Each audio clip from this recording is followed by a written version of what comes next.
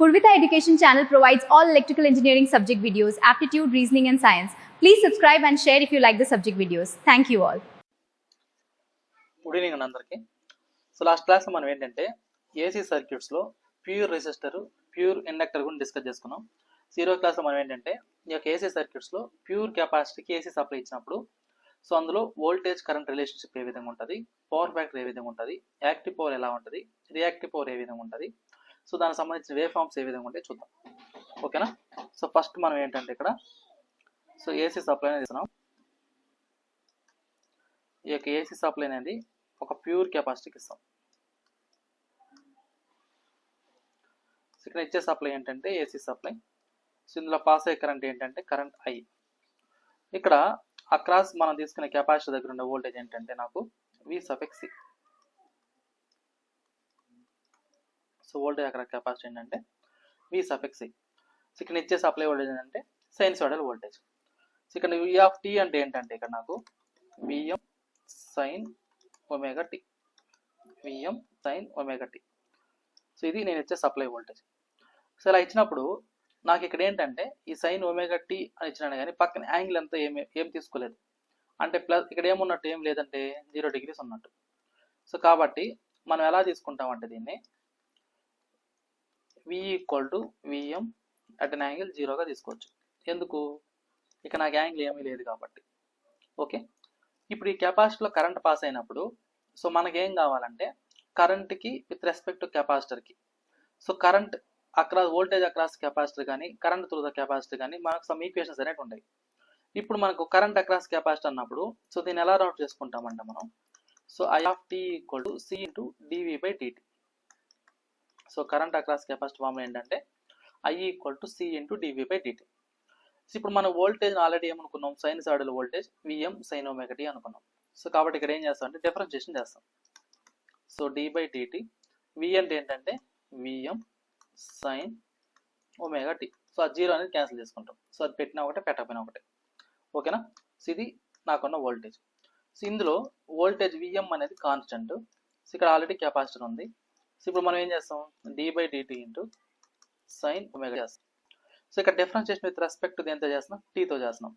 Okay. So ఇది current I of T. So ఇప్పుడు నాకు కరెంట్ ఐ ఆఫ్ టీ ఏమైతే దీని నుంచి అంటే so I of T equal to so V M into C.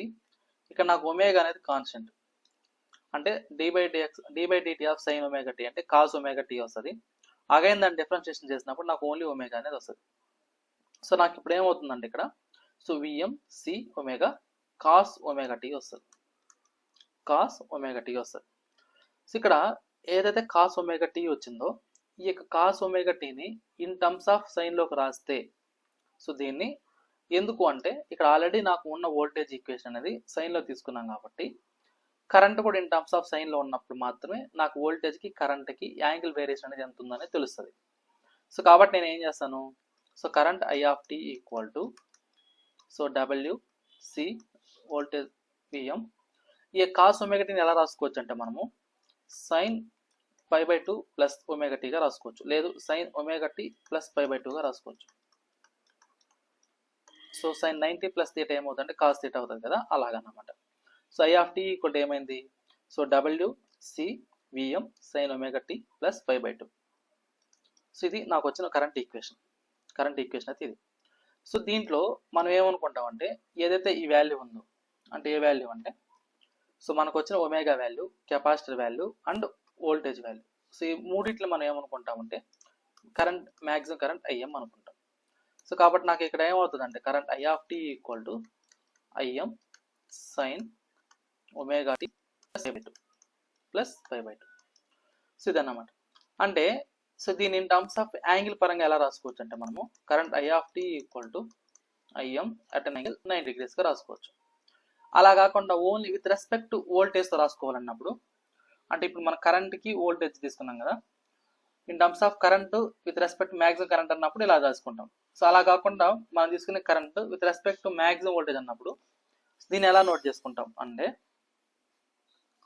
So ఇక్కడ చూడండి current I equal to so W C VM at an angle plus 90 degreesగా రాసుకోవచ్చు. సో ఇక్కడ ఉంది కదా, సో ఈ యొక్క ఈక్వేషన్ నుంచి రాశాను నేను. ఓకేనా. సో ఇప్పుడు నాకు వోల్టేజ్ ఈక్వేషన్ తెలిసింది, కరెంట్ ఈక్వేషన్ తెలిసింది. అయితే ఈ రెండింటిని బేస్ చేసుకుని మనం ఏం కనుక్కుంటామంటే దీనికి ఫేసర్ డయాగ్రామ్ ట్రై చేస్తాం. సో ఫేసర్ డయాగ్రామ్ చూడండి. Phasor diagram. సో ఇక్కడ మన ఫేసర్ డయాగ్రామ్ అబ్జర్వ్ చేస్తే ఇక్కడ ఏంటంటే నాకు సో మనం తీసుకునే రెఫరెన్స్ అనేది ఇది, అంటే మనం వోల్టేజ్ అనేది రిఫరెన్స్గా తీసుకుంటాం. ఫర్ ఎగ్జాంపుల్ నేను రిఫరెన్స్గా తీసుకున్నా. సో ఇది నాకేంటంటే వోల్టేజ్ అనుకుందాం. ఇక్కడ సో ఈక్వేషన్ అబ్జర్వ్ చేయండి. ఇక్కడ నాకేంటంటే వోల్టేజ్ అనేది ఎంత ఉంది, 0 degreesతో ఉంది. So V = Vm at an angle 0 degrees. అంటే వోల్టేజ్ అనేది 0 degrees ఫేజ్ షిఫ్ట్తో ఉంది కాబట్టి వోల్టేజ్ అనేది 0 degrees. అదే నాకు కరెంట్ అనేది విత్ రెస్పెక్ట్ టు వోల్టేజ్ అన్నప్పుడు సో ఇక్కడ ఏమైంది, so current I = Vm at an angle -90 degrees. అంటే ఇది 0 అనమాట. మనం ఏదైతే రెఫరెన్స్ తీసుకున్నామో అది 0 degrees. సో ఇక్కడ నా కరెంట్ ఎలా వస్తుందంటే ఏదైతే మనం వోల్టేజ్ తీసుకున్నామో ఆ వోల్టేజ్కి 90 degrees అనేది ఉంది. ఇక్కడ +90 degrees ఏమి ఇండికేట్ చేస్తుంది అంటే లీడింగ్ పవర్ ఫ్యాక్టర్ని ఇండికేట్ చేస్తుంది. ఒకవేళ ఇక్కడ -90 ఉంటే ఏమి ఇండికేట్ చేస్తుంది అంటే లాగింగ్ పవర్ ఫ్యాక్టర్ని ఇండికేట్ చేస్తుంది. సో ఇక్కడ ప్లస్ ఇండికేషన్ ఏంటి అంటే నాకు లీడింగ్ నేచర్ అని. మరి లీడింగ్ ఎంత యాంగిల్ ఉంది, 90 degrees ఉంది. మరి దేనికి ఉంది అంటే వోల్టేజ్కి ఉంది. సో కాబట్టి వోల్టేజ్ నుంచి నాకేంటి 90 degrees అనేది షిఫ్ట్, ఆ 90 degrees. So 90 degrees leading. ఇక్కడ ఏముంది, నాకు కరెంట్ అనేది ఉంది. ఓకేనా. సో ఇందులో ఈ యొక్క ప్యూర్ కెపాసిటర్కి ఎప్పుడైతే నేను సైనసాయిడల్ వోల్టేజ్ అప్లై చేస్తానో సో అప్పుడు నా కరెంట్ ఏమవుతుంది అంటే మనం ఇచ్చే సప్లై వోల్టేజ్కి లీడింగ్ అవుతుంది అన్నమాట. So current I leads voltage, by 90 degrees. So current అనేది వోల్టేజ్కి 90 degrees ఎప్పుడు ప్యూర్ కెపాసిటర్కి. మరి ఈ ప్యూర్ కెపాసిటర్కి మనకు వోల్టేజెస్ అనేది ఏమవుతాయి, సో వేవ్ ఫార్మ్స్. సో మనం తీసుకునే కరెంట్ వోల్టేజ్ వేవ్ ఫార్మ్స్ అనేది ఏ విధంగా ఉంటాయో చూద్దాం. సో ఇప్పుడు నేను voltage current wave form draw చేస్తాను చూడండి. సో జనరల్ మనకి ఏంటంటే సో ఇక్కడ అబ్జర్వ్ చేయండి. సో ఇది రెఫరెన్స్ కనుకుందాం. సో ఇది మనకు సైనసాయిడల్ అంటే ప్యూర్ కెపాసిటీలో నేను అప్లై చేసే వోల్టేజ్ అనేది ఎలా ఉంటుందంటే ఇక్కడ నాకు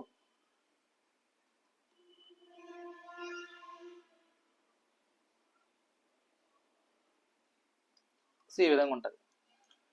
ఏంటిది వోల్టేజ్. సో ఇది వోల్టేజ్. సో అదే దగ్గర కరెంట్ అనేది ఏమవుతుంది, సో ఇక్కడ కరెంట్ ఏమైంది వోల్టేజ్కి 90 degrees లీడింగ్ అన్నాడు. సో వోల్టేజ్కి 90 degrees లీడింగ్ అంటే ఎలా తీసుకోవాలి, మనం ఇక్కడ తీసుకోవాలి అంటే ఈ పాయింట్. సో లీడింగ్ అంటే లీడింగ్ అంటాం, సో లాగింగ్ అంటే ఏంటంటే దీన్ని లాగింగ్ అంటాం. సో ప్రీవియస్ క్లాస్ మనం ఏంటంటే లాగింగ్ అన్నప్పుడు ఏం చేసాం, ఇక్కడ నుంచి స్టార్ట్. సో అట్లా. సో ఇప్పుడు నాకేంటంటే లీడింగ్ కాబట్టి సో నాకు ఈ వోల్టేజ్ అనేది ఏమవుతుంది అంటే ఇక్కడ సో ఇలా చేంజ్ అవుతుంది అన్నమాట.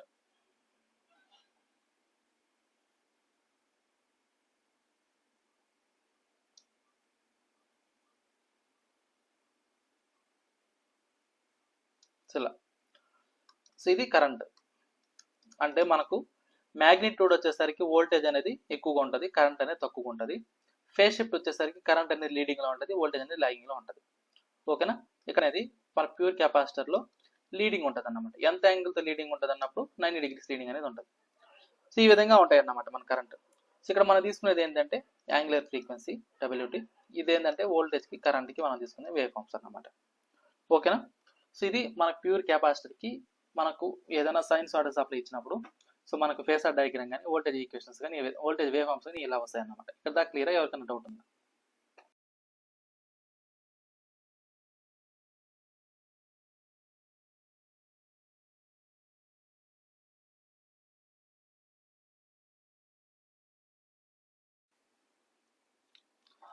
సో నెక్స్ట్ ఏంటంటే మనకి ప్యూర్ కెపాసిటర్లో ఇంపిడెన్స్ అనేది ఏ విధంగా వస్తుందో చూద్దాం. So impedance. సో జనరల్గా ఇంపిడెన్స్ అంటే ఏంటి, ద రేషియో ఆఫ్ వోల్టేజ్ అని కానీ మనం ఏమంటే ఇంపిడెన్స్ అంటాం. So Z = V/I. ఇందులో మనకు వోల్టేజ్ అనేది ఎంత యాంగిల్ ఉంది ఇక్కడ చూడండి. సో వోల్టేజ్ వచ్చేసరికి 0 degrees, కరెంట్ వచ్చేసరికి ఎంత యాంగిల్ ఉంది, అట్ అన్ యాంగిల్ 90 degrees ఉంది, అది కూడా +90 degrees ఉంది. సో కాబట్టి ఇక్కడ మనం ఎలా రాసుకుంటాం అంటే so V = Vm at an angle 0, current I = Im at an angle 90. Current I = Im at an angle 90. So దేని నుంచి రాశానంటే నేను ఈ యొక్క ఈక్వేషన్ తీసుకున్నాం. Current I = Im at an angle 90 degrees. ఓకేనా. సో ఇక్కడ మనం అబ్జర్వ్ చేస్తే సో విఎం అనేది అట్టే పెట్టుకుందాం 0 degrees అనేది. ఇక్కడ కరెంట్ని ఇన్ టర్మ్స్ ఆఫ్ వోల్టేజ్ అన్నప్పుడు ఎలా రాసుకోవచ్చు అంటే ఇక్కడ సో ఇక్కడ అబ్జర్వ్ చేయండి. సో ఇక్కడ కరెంట్ అంటే ఏమనుకున్నాం మనం, so angular frequency capacitor into voltage magnitude. So ఆ మూడింటిని కలిపి మనం ఏమనుకున్నాం, కరెంట్ ఐఎం అనుకున్నాం. సో కాబట్టి వాటిని ఇక్కడ ప్లేస్ చేసుకుంటాం. So WCVM at an angle 90 degrees. So ఇక్కడ విఎం గెట్ క్యాన్సిల్. సో ఇక్కడ నాకు వచ్చేది ఏంటి అంటే ఇక్కడ నాకు 1/ωc వస్తుంది. 1/ωc. ఈ యొక్క 90 degrees అనేది న్యూమరేటర్కి వెళ్ళింది అనుకో. సో అప్పుడు నాకు ఏమవుతుంది అంటే ఇది 1/ωc at an angle -90 degrees అవుతుంది.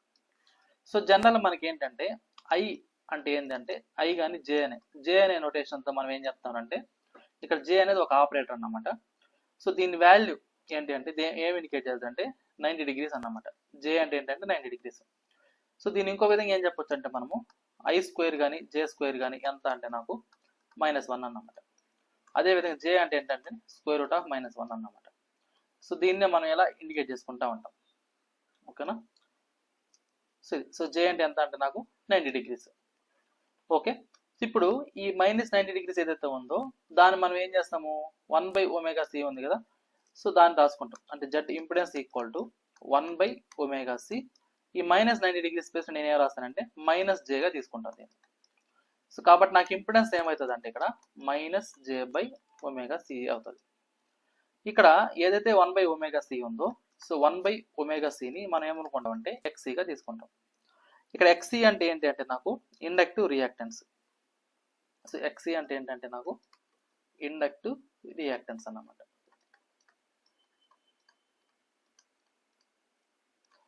సో మన కెపాసిటివ్ రియాక్టెన్స్ ఇండక్టివ్ రియాక్టెన్స్ ఎలా తీసుకుంటామో సో ఆ విధంగా ఇది ఇండక్టివ్ ఇది కెపాసిటివ్ రియాక్టెన్స్, ఇండక్టివ్ రియాక్టెన్స్ కాదు, ఇది కెపాసిటివ్ కదా. సో ఇదేంటంటే కెపాసిటివ్ రియాక్టెన్స్ అన్నమాట. Capacitive reactance.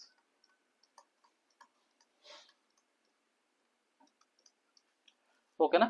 సో ఇది ఇంపిడెన్స్. సో ఇంపిడెన్స్ మనం ఎలా రాసుకోవచ్చు అంటే Z = 1/jωc రాసుకోవచ్చు. సో ఇది నాకు ఇంపిడెన్స్ వాల్యూ. సో ఇప్పుడు నాకు ఇందులో పవర్ ఫ్యాక్టర్ ఏమవుతుంది, సో మనం తీసుకునే ఈ ప్యూర్ కెపాసిటర్కి పవర్ ఫ్యాక్టర్ అనేది ఏమవుతుంది. సో జనరల్గా మన పవర్ ఫ్యాక్టర్ అంటే ఏం చెప్తామంటే the cosine angle between voltage and కరెంట్నే మనం ఏమంటాం జనరల్గా పవర్ ఫ్యాక్టర్ అంటాం. సో పవర్ ఫ్యాక్టర్ అంటే ఏంటంటే the cosine angle between the voltage and current. మరి వోల్టేజ్కి కరెంట్కి ఎంత యాంగిల్ డిఫరెన్స్ ఉంది అంటే ఇక్కడ చూడండి, V = VM at an angle 0 degrees. అదే current = IM at an angle 90 degrees. అంటే ఇక్కడ నాకు వోల్టేజ్కి కరెంట్కి ఫేస్ యాంగిల్ డిఫరెన్స్ ఎంత వచ్చిందంటే నాకు 90 degrees అన్నమాట. ఈ యొక్క ఫేస్ యాంగిల్ డిఫరెన్స్ ఎంత అంటే నాకు 90 degrees. సో కాబట్టి మనం ఏం చేస్తారంటే ఇక్కడ సో పవర్ ఫ్యాక్టర్ మనం జనరల్ కాస్తో ఇండికేట్ చేసుకుంటాం. సో కాస్ థీటా కాస్ పైగా ఇండికేట్ చేసుకుంటాం. ఇక్కడ యాంగిల్ 90 degrees వచ్చింది కాబట్టి కాస్ పై అంటే ఎంత, కాస్ 90 చెప్తాం. సో కాస్ 90 వాల్యూ ఎంత అంటే నాకు 0. కాబట్టి ప్యూర్ ఇండక్టర్కి కానీ ప్యూర్ కెపాసిటర్కి కానీ నాకు పవర్ ఫ్యాక్టర్ ఎంత ఉంటుంది అన్నప్పుడు 0 అన్నమాట. సో ఇవన్నీ ఏంటంటే పవర్ ఫ్యాక్టర్ ఎంత ఉంటుంది అంటే నాకు 0 degrees. సో అదే ప్యూర్ ఇండక్టర్ కూడా ఏమవుతుంది అంటే నాకు 0 degrees. ప్యూర్ కెపాసిటీకి ఎంత అంటే పవర్ ఫ్యాక్టర్ 0 degrees. ఓకేనా. సో ఇది అయితే నెక్స్ట్ ఏం కనుక్కుంటామంటే మనం ఇన్స్టాంటేనియస్ పవర్, యావరేజ్ పవర్ ఏమవుతుంది. సో మనం తీసుకునే ప్యూర్ ఇండక్టర్ కానీ అదే ప్యూర్ కెపాసిటర్కి ఇన్స్టాంటేనియస్ పవర్ ఏమవుతుంది.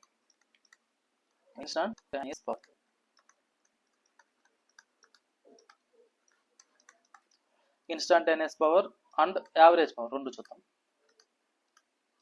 Instantaneous power, average power. So ఇప్పుడు నాకు ఫస్ట్ ఇన్స్టాంటేనియస్ పవర్ చూద్దాం. సో ఇక్కడ నాకు ఇన్స్టాంటేనియస్ పవర్ అంటే ఏంటంటే సో జనరల్గా మనం ఇన్స్టాంటేనియస్ పవర్ దేనితో ఇండికేట్ చేసుకుంటాం, P/Tతో ఇండికేట్ చేసుకుంటాం. So it is the product of voltage into current అన్నమాట. సో మరి ఇందులో వోల్టేజ్ అంటే ఏంటి అంటే నాకు Vm sin ωt. మరి కరెంట్ అంటే ఏంటంటే నాకు Im sin ωt + π/2. సో దీన్ని ఎలా తీసుకున్నాం అంటే చూడండి. సో ఇక్కడ మనకేంటి, మనం తీసుకున్న వోల్టేజ్ ఈక్వేషన్ ఇది. ఏది వోల్టేజ్ ఈక్వేషన్ అంటే so V = Vm sin ωt ఇది తీసుకున్నాం. అదేవిధంగా కరెంట్ అన్నప్పుడు ఏమొచ్చింది, సో దీన్ని బట్టి మనం ఏం చెప్పినాం, I = Im sin ωt + π/2. So ఇక్కడ డబ్ల్యూసి విఎం ప్లేస్ మనం ఏం రాసుకున్నాం, ఐఎం రాసుకున్నాం. సో ఆ రెండింటి మల్టిప్లికేషన్ ఏం చేసాం, ఇక్కడ ఇన్స్టంటేనియస్ పవర్గా తీసుకున్నాం. సో ఇప్పుడు నాకు V of T equal to VM sine omega T, I of T equal to IIM sine omega T plus pi by 2. సో ఇప్పుడు ఈ రెండింటికి ప్రొడక్ట్ చేసినప్పుడు నాకు ఏమవుతుందండి ఇది, సో ఇక్కడ నాకేమొస్తుంది, VM into IIM sine omega T into sine omega T plus pi by 2. ఓకేనా. సో ఇక్కడ విఎం ఐఎం అనాలని రాస్తాం, ఇదేమో సైన్ ఒమేగా టీ, ఇక్కడ sine omega T plus pi by 2ని ఎలా రాసుకోవచ్చు అంటే మనం వచ్చు. సో దీన్ని ఏం చేస్తానంటే ఈ ఈక్వేషన్ని 2తో మల్టిపుల్ చేసి 2తో డివైడ్ చేస్తాం. సో అప్పుడు నాకేం వస్తుందంటే ఇది, సో ఇక్కడ చూడండి. సో ఇక్కడ జనరల్గా సైన్ 2 ఒమేగా టీ అంటే ఏంటి, మన formula 2 sine omega T cos omega T. So sine 2 omega T అంటే ఏంటంటే నాకు ఫార్ములా ట్రిగ్నామెట్రీలో 2 sine omega T into cos omega T అన్నమాట. 2 sine omega T cos omega T. So కాబట్టి తీస్తామంటే మనము విఎం ఐఎం ఓవర్ 2, దీన్ని ఎలా రాసుకోవచ్చు మనం, సైన్ 2 ఒమేగా టీగా రాసుకోవచ్చు. ఇదేంటిది, power P of T, power P of T. So ఇది నాకు వచ్చే ఇన్స్టంటేనియస్ పవర్కి నాకు వచ్చే ఈక్వేషన్ ఏంటంటే ఇది. మరి దీనికి వే ఫామ్ ఏ విధంగా ఉంటుంది, ఇన్స్టంటేనియస్ పవర్కి వే ఫామ్ ఏ విధంగా ఉంటుంది అన్న. సో ఇక్కడ అబ్జర్వ్ చేయండి. సో దీనికి మనం గ్రాఫ్ డ్రా చేసినప్పుడు సో ఎలా వస్తుందంటే ఇది నాకు, సో ఇక్కడ నాకేముంది, సైన్ 2 ఒమేగా టీ ఉంది. సో సైన్ 2 ఒమేగా టీ వస్తుంది, దానికి పీ కంటే ఎంత వస్తుందంటే నాకు విఎం ఐఎం బై 2 వస్తుంది. సో అంటే సో ఈ విధంగా సైన్సోయిడల్ వేవ్ ఫామ్ అనేది వస్తుంది.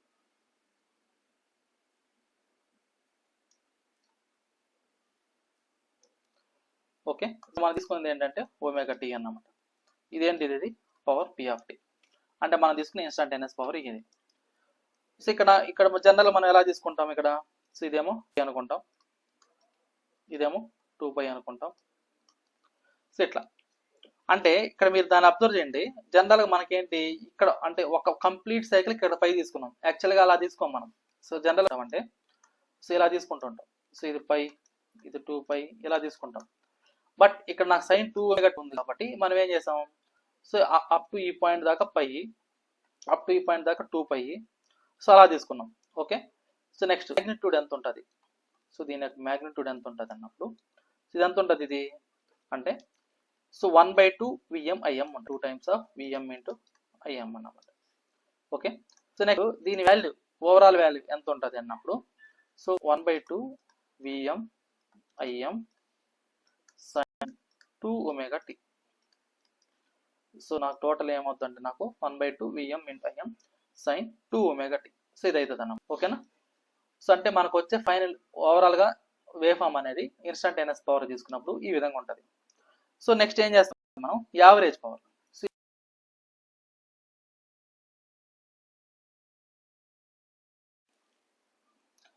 సో నెక్స్ట్ ఏంటంటే average power. So average power for pure capacitor. So average power.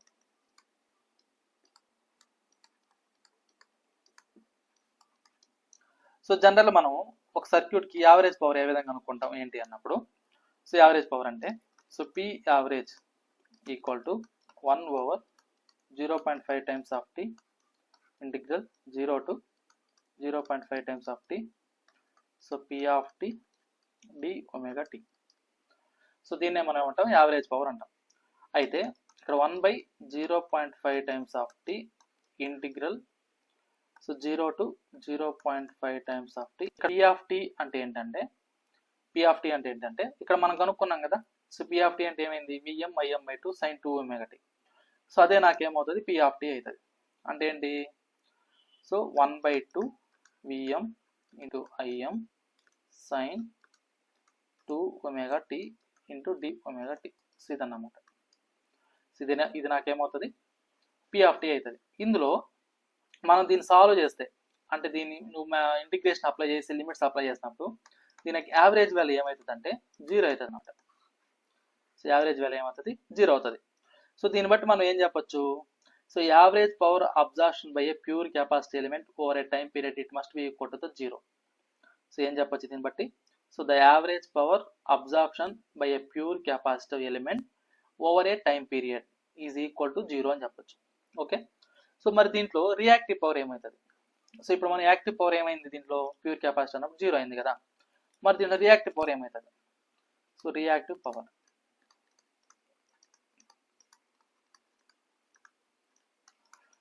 So ఇక్కడ మీరు అబ్జర్వ్ చేయండి, ప్యూర్ కెపాసిటర్ కానీ ప్యూర్ ఇండక్టర్ కానీ it does not consume any active power. So it consumes only reactive power. Okay, so మరి ఇప్పుడు మన capacitor దాంట్లో reactive power ఏమవుతుంది అన్నప్పుడు, సో రియాక్టివ్ పవర్ దేని ఇండికేట్ చేసుకుంటాం మనం? క్యూతో ఇండికేట్ చేసుకుంటాం. సో ఇక్కడ మనం మ్యాక్సిమం రియాక్టివ్ పవర్ కనుక్కున్నాం కాబట్టి క్యూఎంగా ఇండికేట్ చేసుకున్నాం. సో ఇక్కడ క్యూఎం అంటే ఏంటంటే ఇది దేని మీద డిపెండ్ అవుతుందంటే నాకు maximum voltage maximum current depend అవుతుంది. సో కాబట్టి దీన్ని ఎలా రాసుకుంటామంటే మనము, సో Vm/√2 ఇంటూ Im/√2 అంటే దీన్ని ఎలా రాసుకుంటామంటే మనం సో Vrms ఇంటూ Irmsగా ఇండికేట్ చేసుకుంటాం. సో ఈ యొక్క రియాక్టివ్ పవర్ ఇంకో విధంగా ఎలా చెప్పచ్చు విత్ రెస్పెక్ట్ టు కెపాసిటర్ అన్నప్పుడు, సో ఇక్కడ Vm²/2XC సో ఇలా ఇండికేట్ చేసుకోవచ్చు ఒకటి. నెక్స్ట్ ఇంకోటి ఏంటి, ఇన్ టర్మ్స్ ఆఫ్ కరెంట్లో కావాలనుకోండి, సో అప్పుడు మనం ఎలా తీసుకోవచ్చు అంటే Im² ఇంటూ XC/2. సో ఇది ఎలా వస్తుంది అన్నప్పుడు ఇక్కడ నాకు Vm అంటే ఏంటంటే, సో ఇక్కడ చూడండి జనరల్గా ఇక్కడ ఆల్రెడీ మనం ఇంతకుముందు ఏమనుకున్నాం, కరెంట్ Im అంటే ఏం చెప్పినాం, ఇక్కడ Im = WC ఇంటూ Vm అన్నాం కదా. సో అది అన్నమాట. సో ఇక్కడ చూడండి, సో Im అంటే ఏం చెప్పాం, W into C into V(m). So దీని యొక్క బేస్ చేసుకుని మనకి ఇది వస్తుంది అన్నమాట. ఇది సో QM = Vm²/2XC కానీ అదేవిధంగా Im²XC/2 కానీ, సో ఈ రెండు ఈ రిలేషన్ బట్టి వస్తాయి మనకు. ఓకేనా, సో ఇది మనకు రియాక్టివ్ పవర్. సో ఇప్పుడు మనం ఏం చూద్దామంటే ఇంపిడెన్స్ ట్రయాంగిల్ గురించి చూద్దాం.